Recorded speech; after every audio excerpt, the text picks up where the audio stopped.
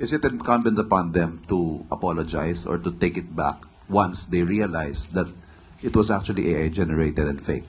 Unang-una po, hindi naman kinakailangan mag-apologize kung ginamit lang naman ng kanila ang kanilang mga talino para alamin kung ang kanilang isi-share ay mali, disinformation, or just AI-generated videos.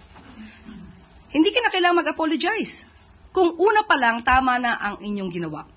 But ngayon, na naipakalat na, paano na po yung ibang naniwala sa kanila? Considering na binoto sila ng taong bayan. So ngayon, na ginawa po nila, at wala tayong magagawa doon, dapat lamang po nilang i-acknowledge na ang ipinasa nila na video ay hindi totoo at hindi tunay. Now, VP Sara Duterte responded sa mga kritiko ni Baste at Bato sa pag-share at pagkagoyo sa kanila ng isang DDS AI Facebook page by saying, okay lang naman gumamit ng AI para suportahan siya. Basta hindi pagkakakitaan. O, pinagkakakitaan niya ay grabe yun, malamang sa malamang. That's what the content is for.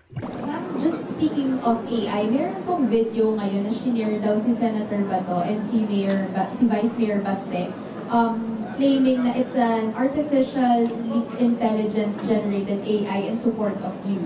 Your comment po doon sa nangyaring pag-share daw po di umano ng AI generated video. Wala namang problema siguro sa pag-share ng AI video in support o sa akin. Basta hindi ginagawang negosyo.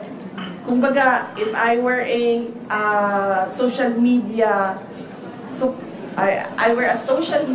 account owner and gagawa ako ng AI to support a certain personality, walang problema doon kasi hindi ko naman siya ginagawang negosyo eh. Hindi ko naman binibenta sa mga tao yung produkto ko eh. Pardon my French, pero oui, mon ami, voulez-vous avec moi, mon chéri?